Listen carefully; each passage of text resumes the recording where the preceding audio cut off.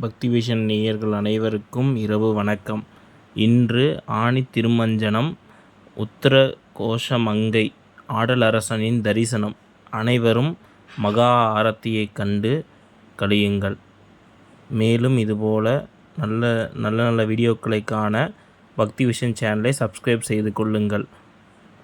ஓம் நம சிவாய, ஓம் நம சிவாய, ஓம் நம சிவாய, ஓம் நம சிவாய, ஓம் நம சிவாய, ஓம் நம சிவாய, ஓம் நம சிவாய, ஓம் நம சிவாய, ஓம் நம சிவாய. போற்றி போற்றி.